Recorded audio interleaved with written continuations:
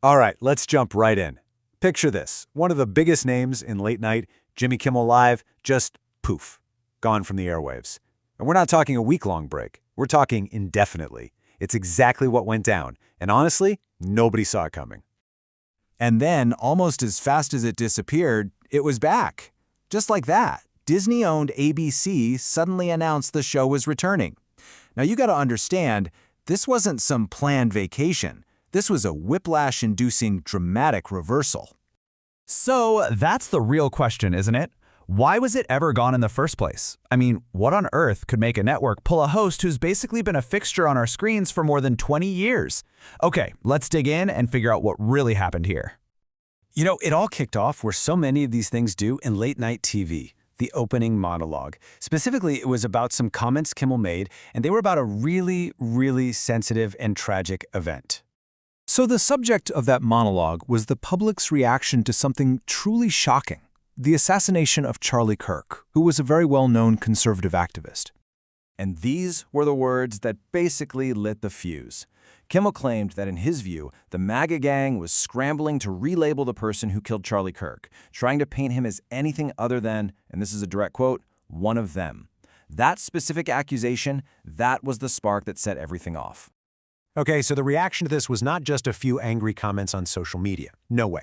The backlash was immediate, it was intense, and it came from pretty much every direction, putting ABC under a ton of pressure. First up, you've got the business partners. We're talking about major station groups like Nexstar and Sinclair. I mean, these are the companies that are absolutely essential for getting the show on TV across the country. And they announced they were pulling it. That's a massive threat, both financially and just in terms of logistics.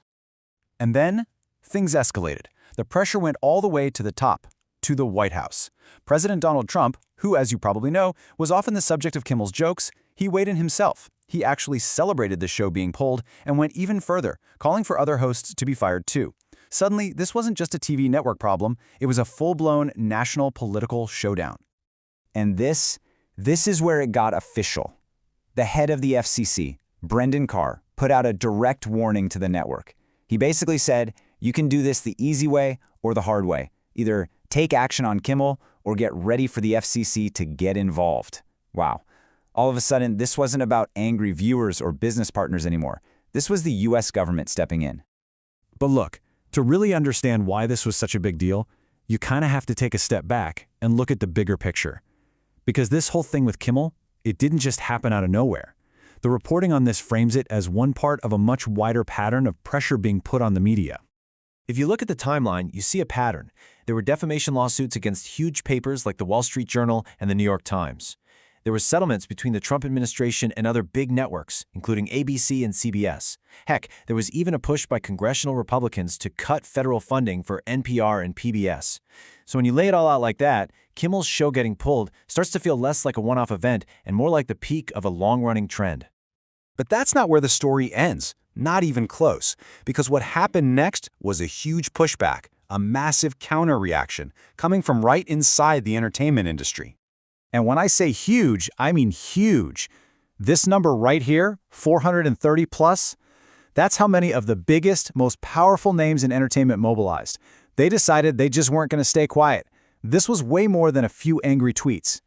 This was a coordinated, industry-wide response. And believe me, we are not talking about small-time actors here. This was a legit who's who of Hollywood. You had Tom Hanks, Meryl Streep, Robert De Niro, Ben Affleck, Jennifer Aniston. I mean, the list just keeps going. And they all put their names on an open letter, a letter that was all about protecting constitutional rights. The message in that letter, which was backed by the ACLU, was crystal clear. They weren't just calling this a disagreement with a network.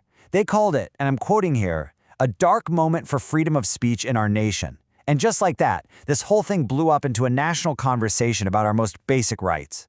So now you've got this massive industry-wide revolt on your hands. What does the network do? Well, they reversed course. The official line from ABC for bringing Kimmel back was that they had thoughtful conversations with him. Now, whatever those thoughtful conversations actually were, the bottom line was simple. The show was back. So after all that, this whole whirlwind of an episode, it really leaves us with a pretty big question, doesn't it? In a world that's so polarized, when you have comedy, tragedy, and politics all colliding like this, who's the one that gets to draw the line? Who decides what's okay to say? Is it the network, the government, the audience? Or is it the comedians and the artists themselves? Yeah, definitely something to think about.